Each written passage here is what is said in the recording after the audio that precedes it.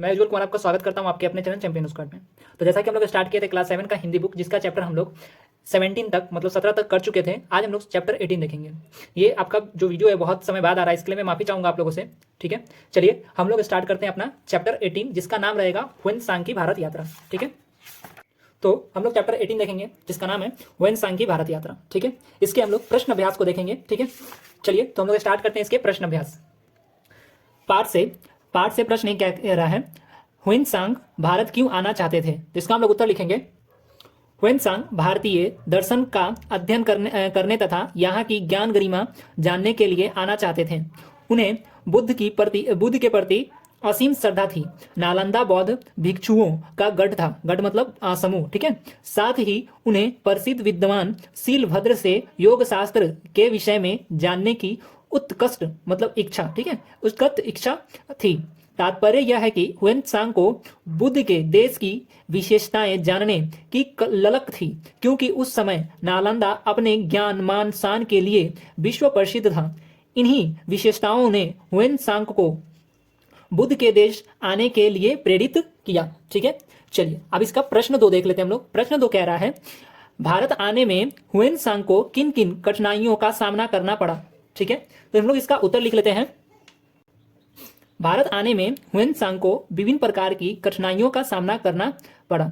सर्वप्रथम चीन के कानून के मुताबिक देश न छोड़ने की आज्ञा का उल्लंघन करना पड़ा। लियन चाओ के रोकने पर उन्हें चाओ के श्रद्धास्पद भिक्षु को प्रार्थना करनी पड़ी।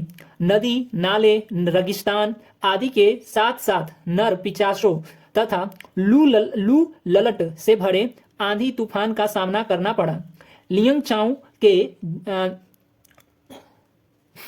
जासूसों ने भी भारत यात्रा में बाधा डालना चाहा, लेकिन अपने संकल्प पर अटल ह्वेनसांग ने सारी समस्याओं का सामना करते हुए अपनी मनोकामना पूरी की। ठीक है, चलिए प्रश्न 3 हम लोग देख लेते हैं। आप प्रश्न 3 क्या कह रहा है। प्रश्न 3 कह रहा है, ह्वेनसांग और शीलभद्र के मिलन का वर्णन कीजिए। मतलब ह्वेनसांग और शीलभद्र जब मिले थे तब उसका वर्णन करना है। चलिए हम लोग इसका भी वर्णन करते हैं। इसका वर्णन कुछ इस प्रकार से होगा, जब ह्वेनसांग ने नम्रतापूर्वक शीलभद्र से कहा कि उसने उनके निर्देश में शिक्षा ग्रहण करने चीन से यहाँ तक की यात्रा की है। यह सुनते ही शीलभद्र की आंखें भर आई। उन्होंने कहा कि हमारा गुरु शिष्य का संबंध देव निर्धारित है। मैं बीमारी से तंग आकर अपनी जीवन लीला समाप्त करने की इच्छा प्रकट की। तब एक रात स्वप्न में मैंने देखा कि 3 देव आए हैं। उनमें से एक का रंग स्वर्ण, दूसरे का स्वच्छ, तीसरे का रजत जैसा था। उन्होंने मुझे मरने की इच्छा वापस लेने तथा जीने की इच्छा प्रकट करने को कहा, क्योंकि चीन देश का एक भिक्षु तुम्हारा शिष्य बनकर धर्म ज्ञान की शिक्षा ग्रहण करने यहाँ आ रहा है, इसलिए तुम उसे भली प्रकार शिक्षित करना। ठीक है, ये ऐसा 3 देव कहे थे। ठीक है, ये इनको किनको, शीलभद्र जी को। ठीक है, चलिए अगला प्रश्न हम लोग देख लेते हैं। प्रश्न 4। प्रश्न 4 में है, नालंदा का वर्णन ह्वेनसांग ने किन शब्दों में किया। ठीक है, इसका हम लोग उत्तर लिखते हैं। तो ह्वेनसांग लिखते हैं, नालंदा के विषय में ह्वेनसांग ने लिखा है कि यहाँ के मठ के चारों ओर ईंट की दीवारें थी। मठ में 8 बड़े कक्ष थे। भवन कलात्मक एवं वृक्षों से यहाँ पे सुसज्जित हो जाएगा। ठीक है, या फिर सज्जित भी लिख सकते हैं, सज्जित था। वेधशालाएं थी। तालाबों में नीलकमल खिले हुए थे। आम के बागों की मंजरियां मतलब छोटे छोटे जो मंजरी आते हैं ना आम में, वो मंजरिया से वातावरण मधुमय था, मतलब पूरा सुगंधित था। ठीक है, पुजारियों के रहने के अलग कक्ष थे। राजा पुजारियों का सम्मान करता था तथा 100 गांवों का लगान इस संस्था को धर्मार्थ मिलता था। ह्वेनसांग बौद्ध धर्म के सिद्धांतों और दर्शन में नालंदा के योगदान पर लिखा। यहाँ के भिक्षु बहुत विद्वान और दक्ष ठीक है, दक्ष थे। मठ के नियम कठोर थे और सब भिक्षु इनका पालन करने के लिए बाध्य थे।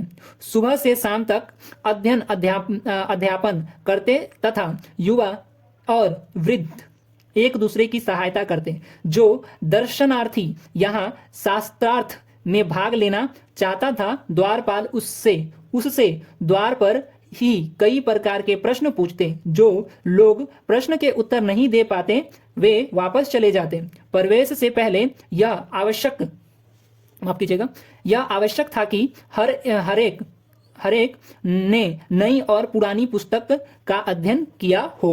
ठीक है, चलिए अब हम लोग इसके आगे के प्रश्नों को देख लेते हैं। इसके आगे के प्रश्न हैं, पाठ से आगे प्रश्न जो है, प्रश्न एक क्या कह रहा है, निम्नलिखित अंश ह्वेंत्सांग के किस पक्ष को दर्शाता है। ये जो लिखा हुआ है उसको बोला जा रहा है। जब तक मैं बुद्ध के देश में नहीं पहुंच जाता मैं कभी चीन की तरफ मुड़कर भी नहीं देखूंगा। ऐसा करने में यदि रास्ते में मेरी मृत्यु हो जाए तो उसकी भी चिंता नहीं। ठीक है, चलिए इसका उत्तर देख लेते हैं हम लोग। तो हम लोग इसमें लिखेंगे, प्रस्तुत अंश से ह्वेंत्सांग के भारत के प्रति श्रद्धा भाव का पता चलता है। श्रद्धावान व्यक्ति अपने निश्चय पर सदा अटल रहता है, चाहे प्राण भी देने पड़े।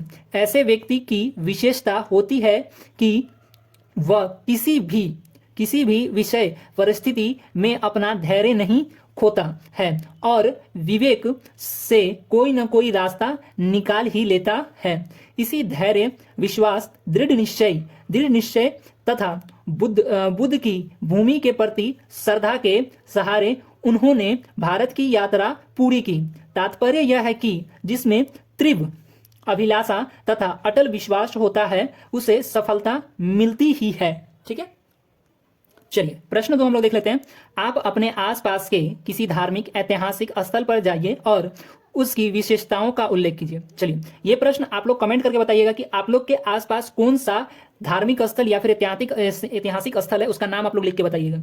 ये प्रश्न आप लोग को करना है, इसलिए करना है क्योंकि आप लोग जो है हर एक स्टूडेंट या फिर हर एक व्यक्ति अलग अलग जगह में रहते हैं। ठीक है, मतलब बिहार के अलग अलग क्षेत्रों में रहते हैं, इसलिए उन्हीं को बताना है। ठीक है, चलिए अब आगे देख लेते हैं व्याकरण से प्रश्नों को।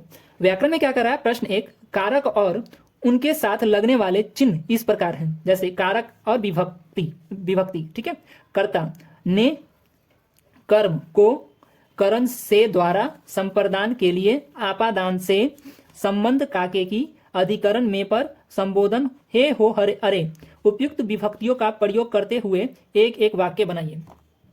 चलिए तो इन विभक्तियों का प्रयोग करते हुए हम लोग क्या करते हैं कि वाक्य बनाते हैं। ठीक है, चलिए तो देखिएगा, कर्ता सीता ने राम से विवाह किया, ने जो है ये कर्ता के लिए विभक्ति आ गया। उसी प्रकार से कर्म, रोहन खेलने को जाता है, खेती करने को जाता है तो खेलने को जाता है। ठीक है, करण, शिकारी ने हिरण को तीर से मारा, इसी प्रकार से संप्रदान। ठीक है, राम ने भिखारी को खाने के लिए रोटी दिए। ठीक है, इसी प्रकार से आपादान, पेड़ से पत्ते गिरते हैं, संबंध। ठीक है, यहां पे लिखेंगे यह मेरा और मेरे भाइयों का घर है, मेरा और मेरे भाइयों का घर है। ठीक है, इसी प्रकार से अधिकरण। ठीक है, अधिकरण में शिक्षक वर्ग में पढ़ाते हैं। ठीक है, उसी प्रकार से संबोधन, अरे दोस्तों शांत हो जाओ। ठीक है, चलिए तो हम लोग का यहाँ तक कंप्लीट हो चुका है। ठीक है, यहाँ तक वीडियो देखने के लिए आपका बहुत बहुत धन्यवाद। वीडियो आप लोगों को अच्छा लगा तो लाइक कीजिए, कमेंट कीजिए और अपने दोस्तों के साथ शेयर भी कीजिए, सब्सक्राइब करिए, जिससे आने वाले समय में आप लोग अपडेटेड रह सको। अभी हम लोग चैप्टर 19 को अगले क्लास में देखेंगे। ओके, तब तक के लिए आपका बहुत बहुत धन्यवाद।